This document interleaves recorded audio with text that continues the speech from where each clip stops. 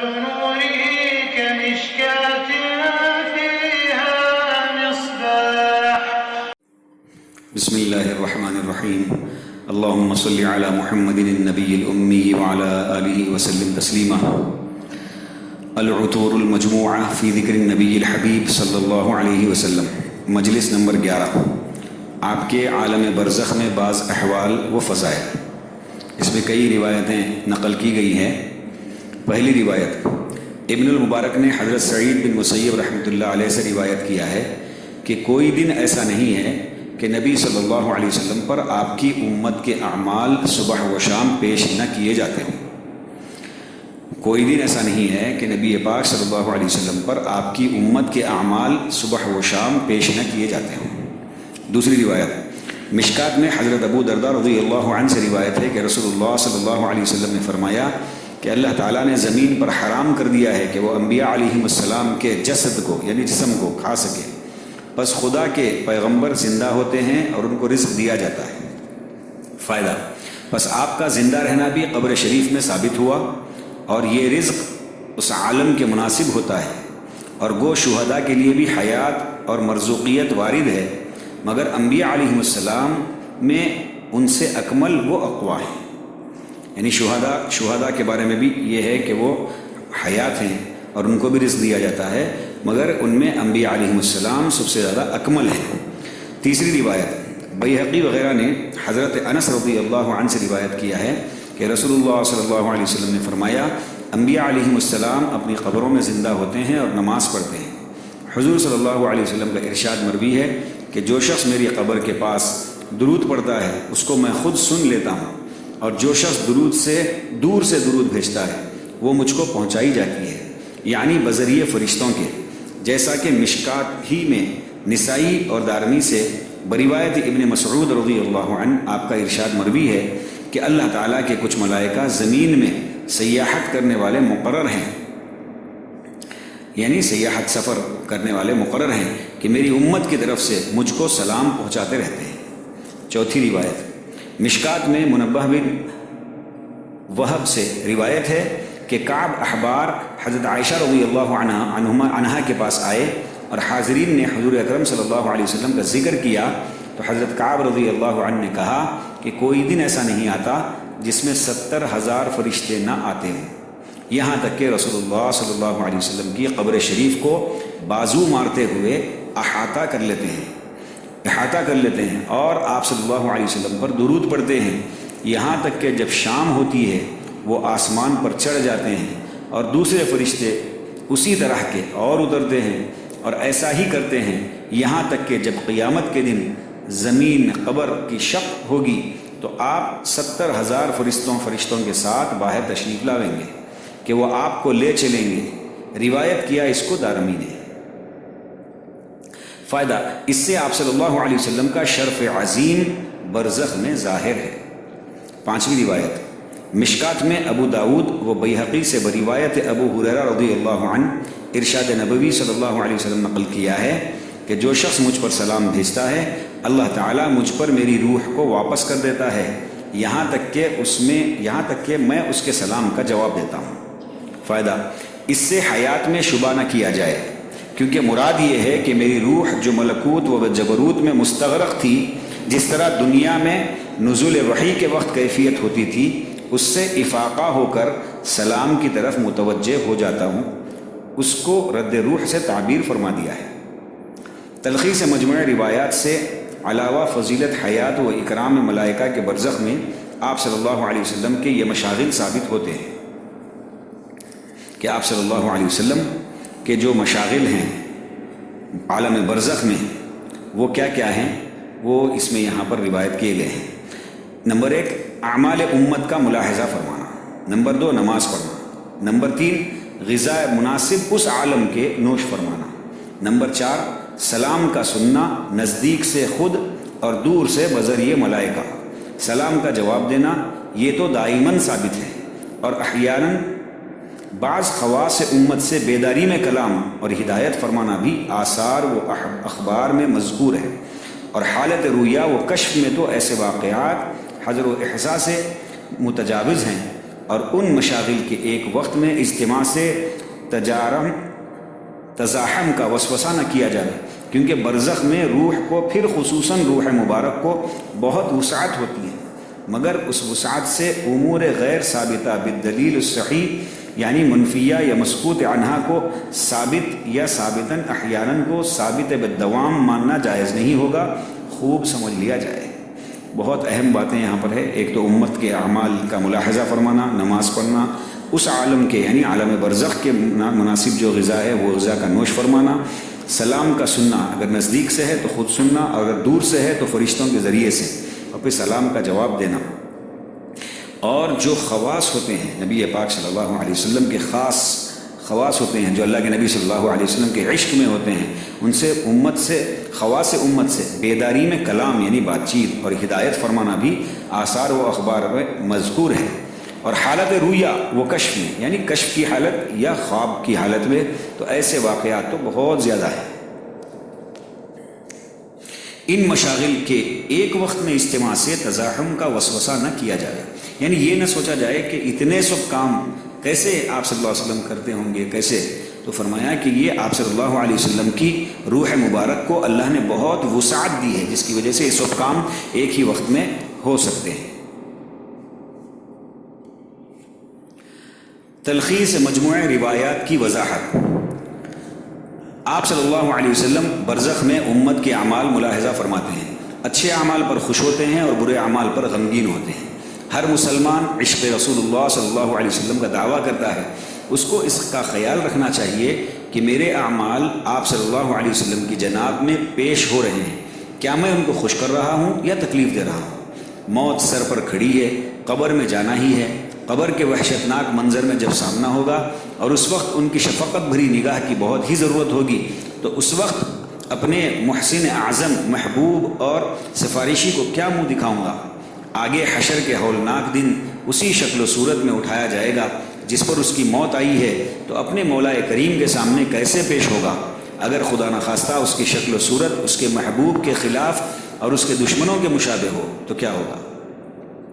Number 2، جو صلاۃ و سلام وہاں پیش ہوتا ہے اس کے جواب میں پڑھنے والے کو آپ صلی اللہ علیہ وسلم سلام کا جواب دیتے ہیں اور اس کے لیے دعا اور استغفار کرتے ہیں، جیسا کہ حضرت شیخ الحدیث مولانا زکریا رحمۃ اللہ علیہ نے فضائل درود شریف میں روایت درج کی ہے کہ حضرت عمر رضی اللہ عنہ سے بھی حضور صلی اللہ علیہ وسلم کا یہ ارشاد نقل کیا گیا ہے کہ میرے اوپر روشن رات یعنی جمعہ کی رات اور روشن دن یعنی جمعہ کے دن میں کثرت سے درود بھیجا کرو، اس لیے کہ تمہارا درود مجھ پر پیش ہوتا ہے تو میں تمہارے لیے دعا اور استغفار کرتا ہوں۔ صلاۃ و سلام پڑھنے والے کے لیے کس قدر خوشی کی بات ہے کہ سید الکونین صلی اللہ علیہ وسلم اس کے لیے دعا فرماتے ہیں اور استغفار فرماتے ہیں، جو یقیناً مقبول ہے۔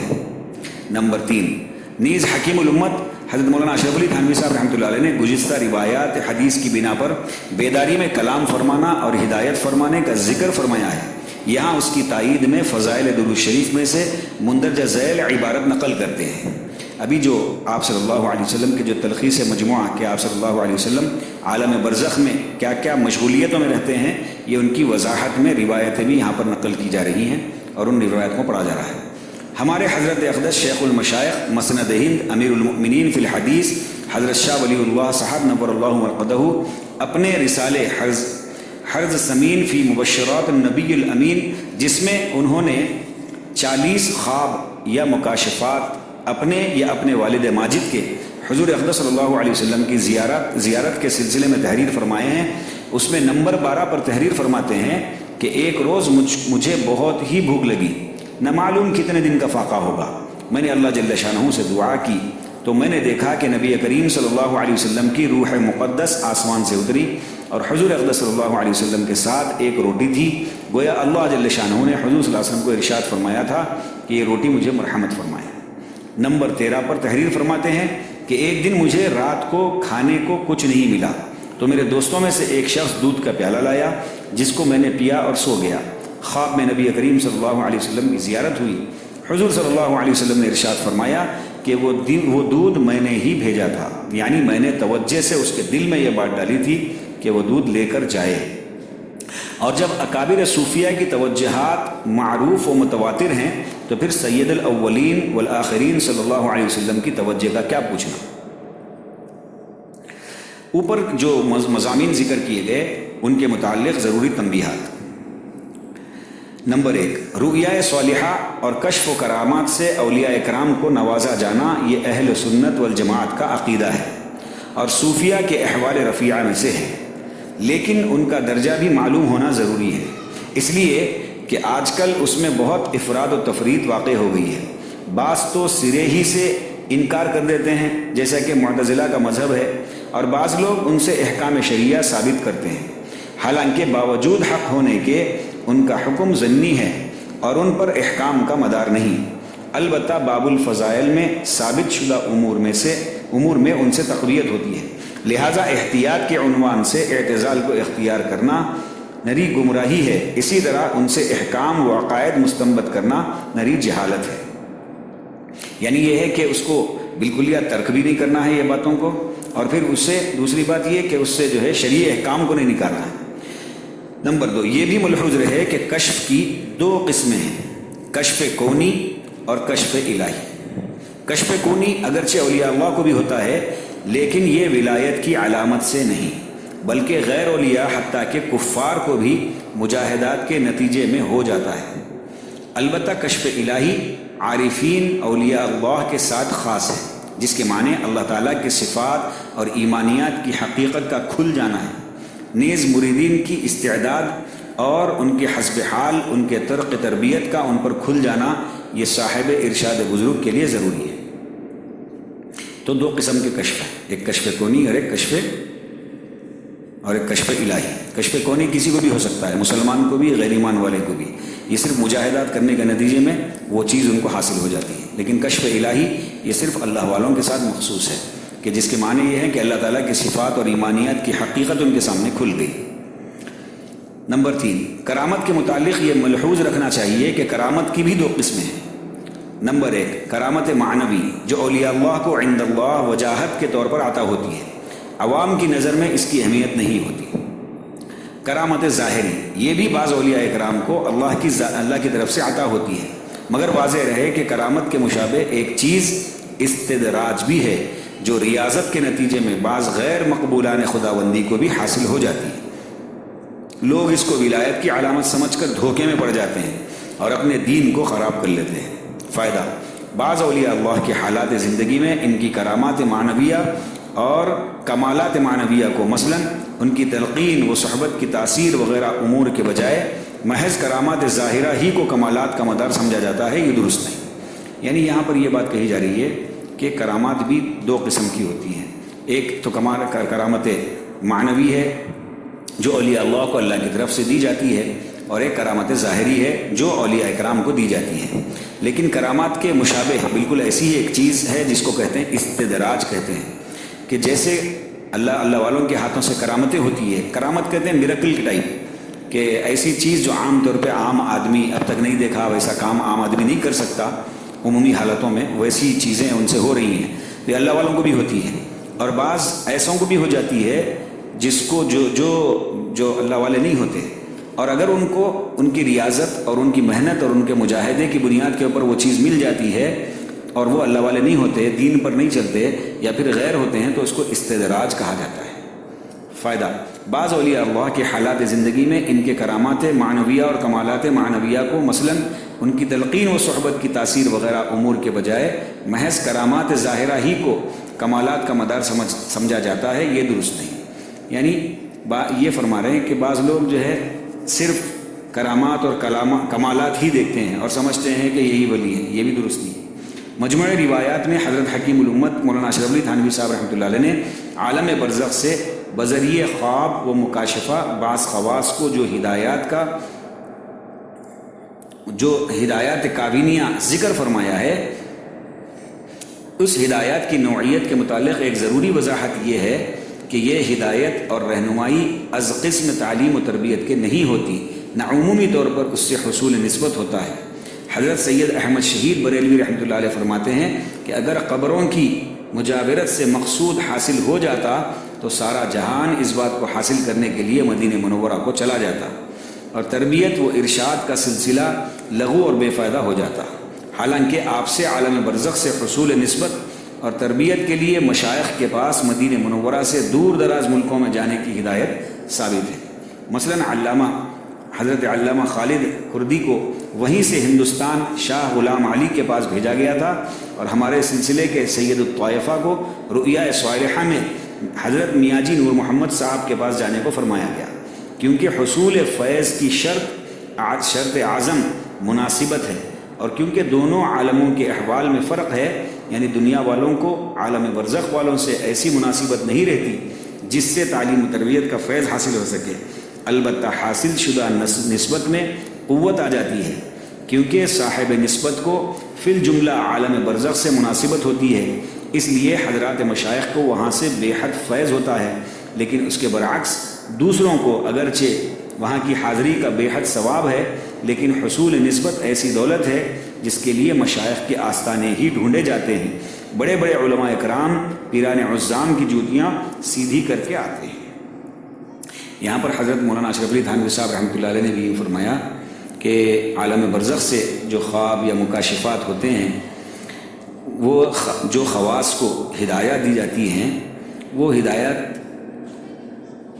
اس کی ایک ضروری وضاحت یہ ہے کہ وہ تعلیم و تربیت کے طور پہ نہیں ہوتی، نہ عمومی طور سے حاصل ہوتی ہے، اس کا ایک طریقہ الگ ہے۔ اور حضرت سید احمد شہید بریلوی رحمۃ اللہ علیہ فرما رہے ہیں کہ اس کا مختصر پورے پیراگراف کا مختصر یہ ہے کہ صرف قبروں کی مجاورت، کہ بھئی قبروں کے پاس بیٹھ گئے اور پھر وہیں سے جو ہے پورا انوارات اور وہاں سے ان کا فیض حاصل کر کے خود بھی اللہ والے بن گئے، یہ ایسا نہیں ہوتا، بلکہ کسی زندہ اللہ والے کی صحبت میں رہنا چاہیے اور رہ کر جو ہے اپنی اصلاح کروانا چاہیے، تو پھر اس کو فیض حاصل ہوتا ہے۔ اگر ویسا ہوتا کہ قبروں کے پاس ہی بیٹھ کر جو ہے آدمی کی تعلیم و تربیت ہو جائے اور اس کی تربیت اور اس کی اصلاح ہو جائے، تو سب سے مبارک جگہ تو اللہ کے نبی صلی اللہ علیہ وسلم کا روضہ اقدس ہے کہ وہاں پہنچ کے لوگ وہ چیز حاصل کرنے کی کوشش کرتے تھے، لیکن ویسا نہیں ہے، بلکہ اشارہ ہوتا ہے کہ اللہ والوں کے پاس جائیں اور ان کی جوتیاں سیدھی کریں اور ان کی خدمت میں رہیں اور ان سے ان کا فیض حاصل کریں، ان سے اپنی اصلاح کی نیت کے ساتھ جا کے اپنی تربیت کروائیں۔ یہاں پر چند اشعار ہیں جن کا ترجمہ بھی لکھا ہے۔ من الروض: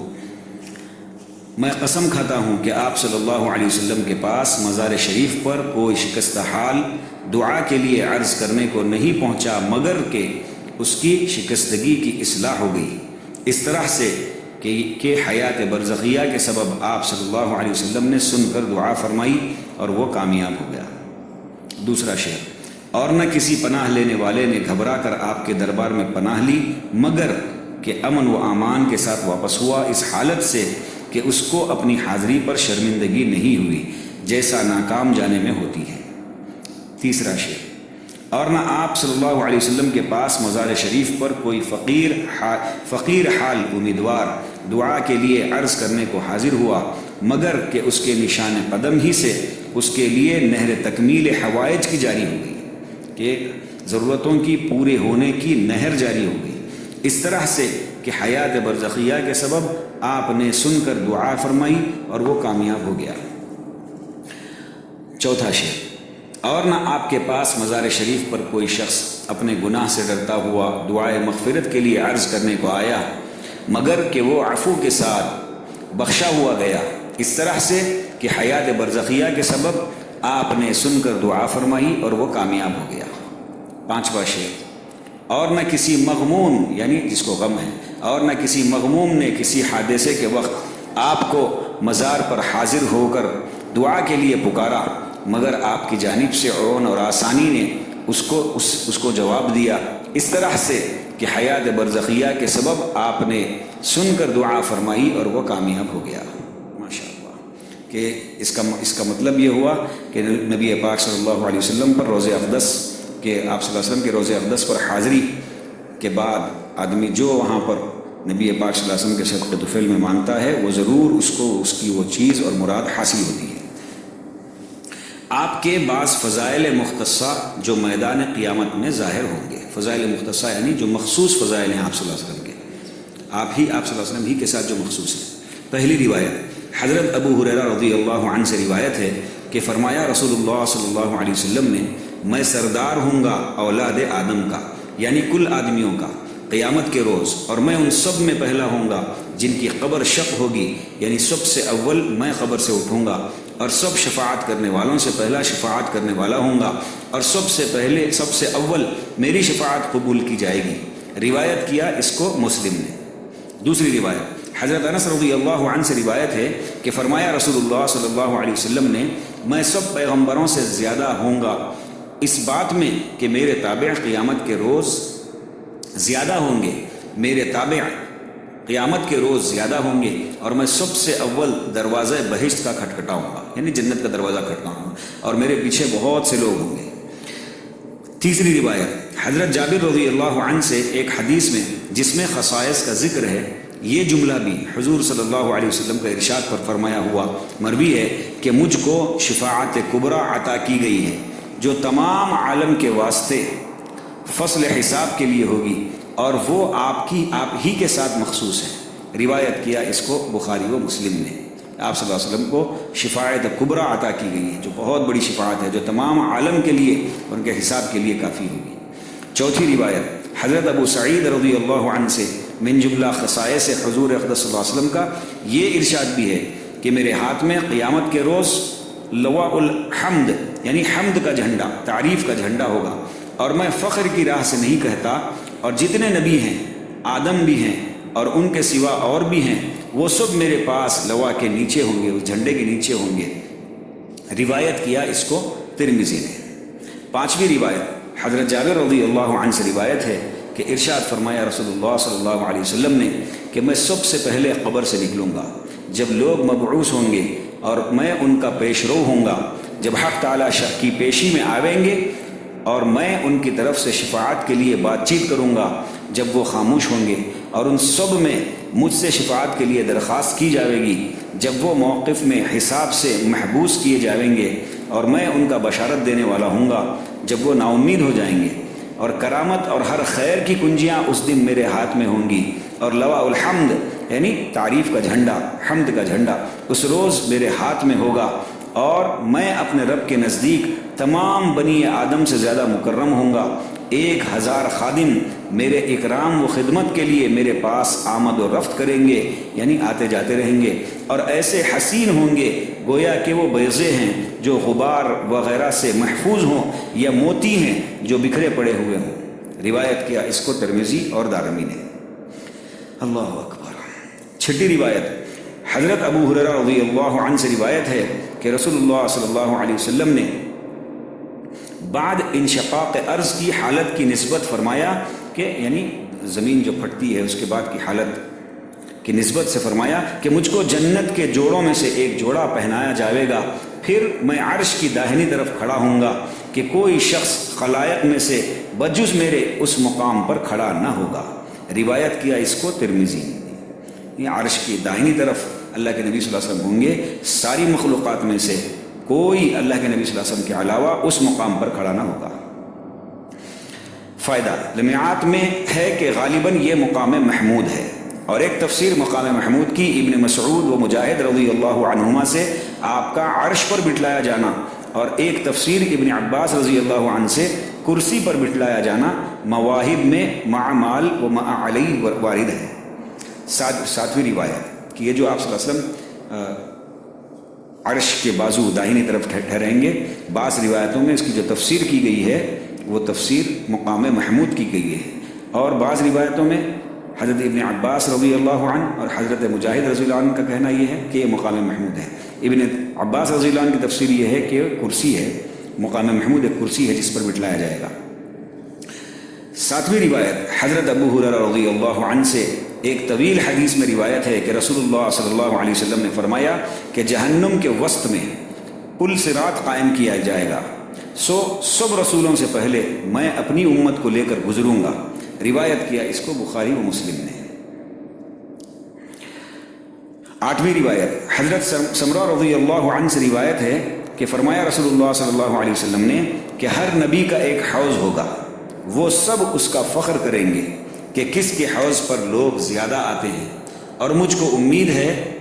کہ میرے حوض پر لوگ بہت آئیں گے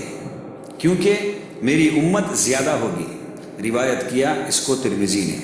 فائدہ، اس سے آپ صلی اللہ علیہ وسلم کے حوض کا اوروں کے حوض سے پر رونق زیادہ ہونا ثابت ہوا، اور یہ آپ صلی اللہ علیہ وسلم کے خصائص میں سے یعنی خصوصیتوں میں سے ہے۔ نویں روایت، حضرت انس رضی اللہ عنہ سے ایک حدیث طویل میں روایت ہے کہ رسول اللہ صلی اللہ علیہ وسلم نے اذن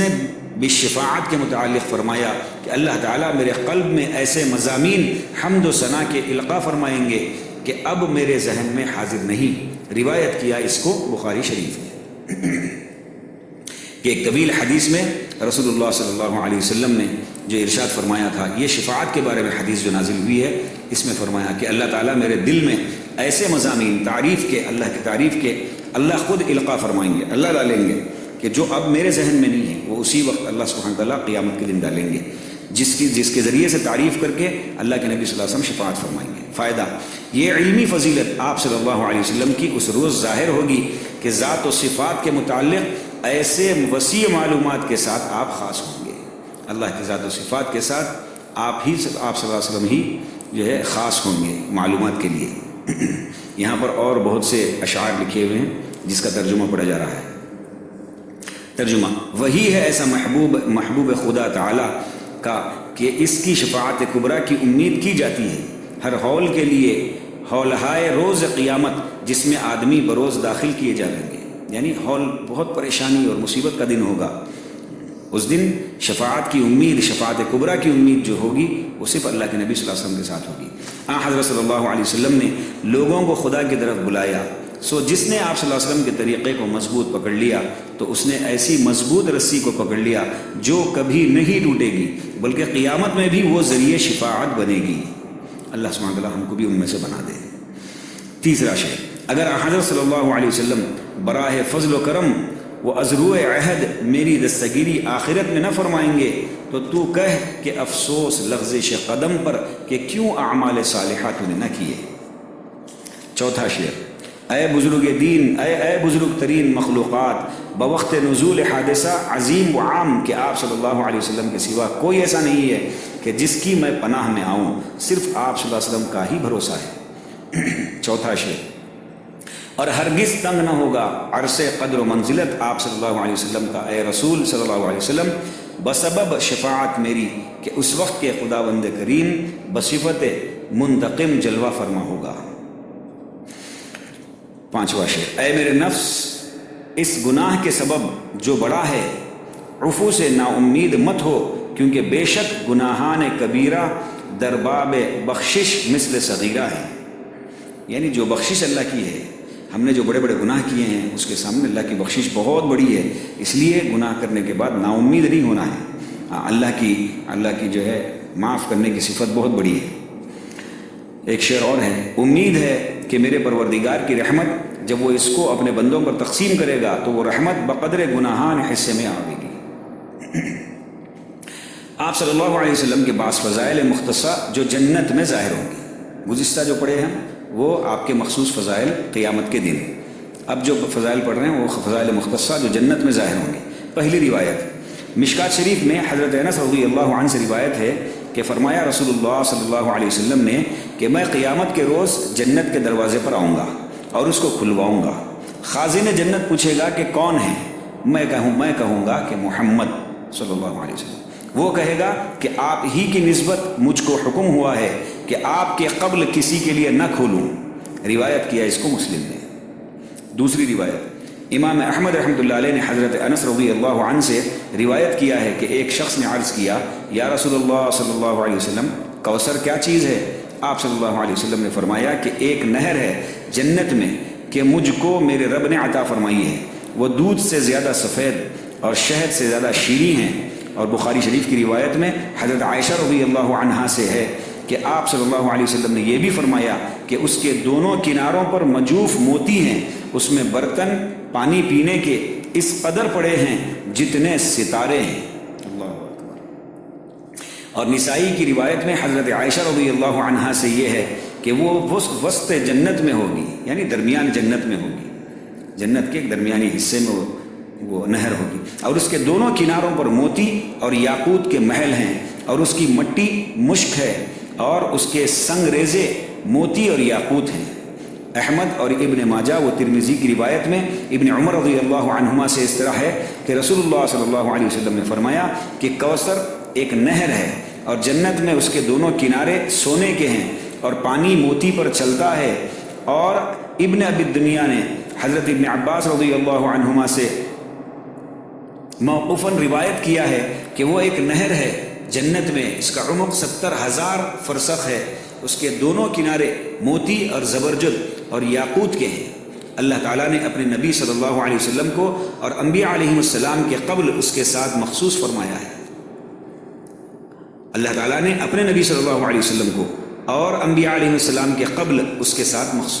خاص فرمایا ہے۔ اور ترمذی کی روایت میں حضرت انس رضی اللہ عنہ سے روایت ہے کہ رسول اللہ صلی اللہ علیہ وسلم نے فرمایا کہ کوثر ایک نہر ہے جنت میں، اس میں پرندے ہیں جیسے اونٹوں کی گردنیں۔ حضرت عمر رضی اللہ عنہ نے عرض کیا کہ وہ تو بڑے لطیف ہیں۔ آپ صلی اللہ علیہ وسلم نے فرمایا کہ ان کے کھانے والے ان سے بھی زیادہ لطیف ہیں، یعنی جنتی لوگ۔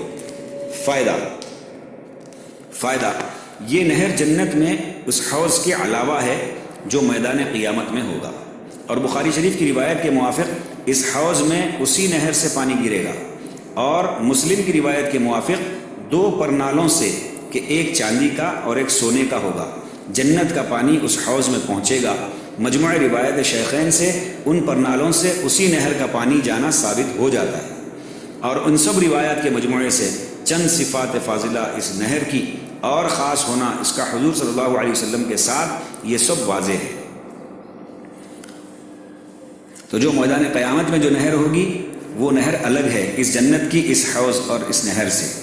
اور بعض روایتوں کے مطابق 2 پرنالے ہوں گے جو جنت سے نکلیں گے، ایک چاندی کا ہوگا اور ایک سونے کا ہوگا، ان پرنالوں سے یہ پانی یہ قیامت کے میدان کے حوض میں گرے گا۔ تیسری روایت مسلم نے حضرت عبداللہ بن عمر بن عاص رضی اللہ عنہما سے روایت کیا ہے کہ رسول اللہ صلی اللہ علیہ وسلم نے فرمایا کہ جب تم مؤذن کی اذان سنا کرو تو جو وہ کہا کرے تم بھی کہا کرو، وہ پھر مجھ پر درود بھیجا کرو، کیونکہ جو شخص مجھ پر ایک درود بھیجتا ہے اس پر اللہ تعالیٰ 10 رحمتیں بھیجتا ہے۔ پھر میرے لیے وسیلے کی دعا کیا کرو، اور وہ وسیلہ جنت میں ایک درجہ ہے کہ تمام بندگان خدا میں سے اس کا مستحق ایک ہی بندہ ہے، اور اللہ تعالیٰ سے امید ہے کہ وہ بندہ میں ہی ہوں گا۔ سو جو شخص میرے لیے وسیلے کی دعا کرے گا اس کے لیے میری شفاعت واقع ہوگی۔ اور مسند احمد میں ابو سعید خدری رضی اللہ عنہ کی روایت سے ارشاد نبوی ہے کہ وسیلہ اللہ تعالیٰ کے نزدیک ایک درجہ ہے جس سے بڑھ کر کوئی درجہ نہیں۔ فائدہ قواعد سے یہ امر متعین ہے کہ حضور صلی اللہ علیہ وسلم ہی اس کے مستحق ہیں، کیونکہ جب آپ کا افضل الخلق ہونا ثابت ہے تو ظاہر ہے کہ افضل درجات آپ ہی کے لیے ہیں، مگر اس ارشاد فرمانے کے وقت تک جزئیہ تصریح نہ ہوئی ہوگی جو ایسا ارشاد فرمایا، یعنی آپ صلی اللہ علیہ وسلم نے جو فرمایا ہے کہ مجھے امید ہے کہ وہ بندہ میں ہی ہوں گا، تو اس وقت تک شاید اللہ کی طرف سے اس کی صراحت اور تفصیل اور جو ہے کلیریفیکیشن نہیں آیا تھا ہوگا، اس لیے آپ صلی اللہ علیہ وسلم نے ایسا فرمایا ہوگا۔ چوتھی روایت حضرت ابن عباس رضی اللہ عنہما سے اس روایت کی تفسیر میں وَلَسَوْفَ يُعْطِيكَ رَبُّكَ فَتَرْضَىٰ، اس آیت کی تفسیر میں مروی ہے کہ انہوں نے فرمایا کہ اللہ تعالیٰ نے آپ کو 1000 محل جنت میں دیے ہیں،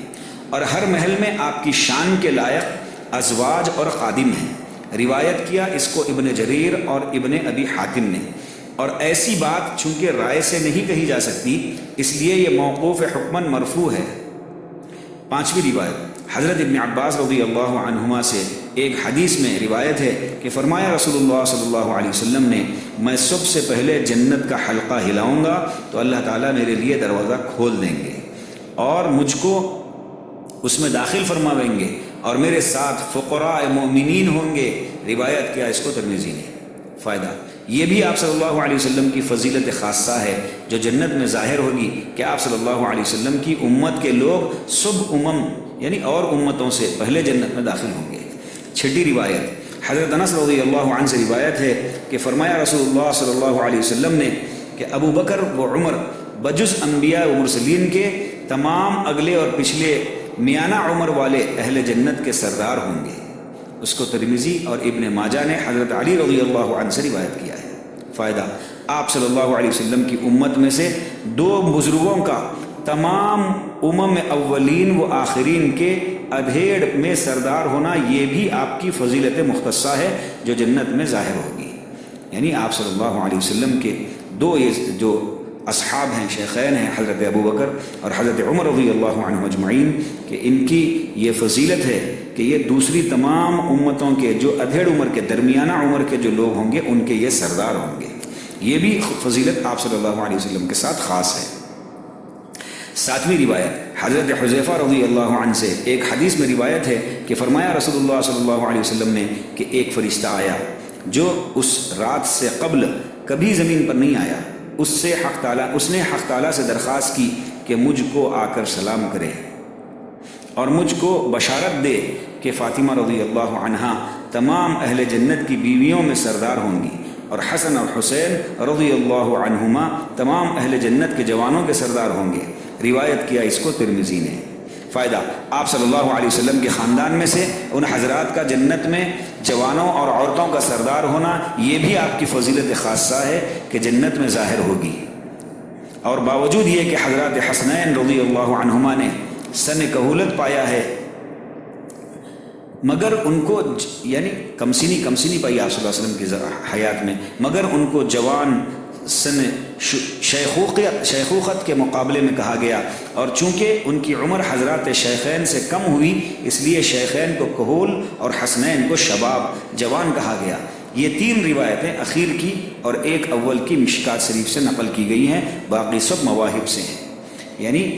دونوں شیخین حضرت ابوبکر حضرت عمر رضی اللہ عنہما کو جنت کے تمام درمیانہ عمر کے لوگوں کا سردار کہا گیا، اور یہ دونوں حسنین حضرات حسنین رضی اللہ عنہ اجمعین کو جنت کے نوجوانوں کا سردار کہا گیا ہے. اللہ سبحانہ وتعالی ہم تمام کو نبی پاک صلی اللہ علیہ وسلم سے سچی پکی محبت، عقیدت، اطاعت اور اتباع نصیب فرمائے. آپ صلی اللہ علیہ وسلم کے مقام کو سمجھنے کی اور آپ صلی اللہ علیہ وسلم کی جو ہے سنتوں پر عمل کرنے کی توفیق نصیب فرمائے، سنتوں والی زندگی مقدر فرمائے. وآخر دعوانا ان الحمد للہ.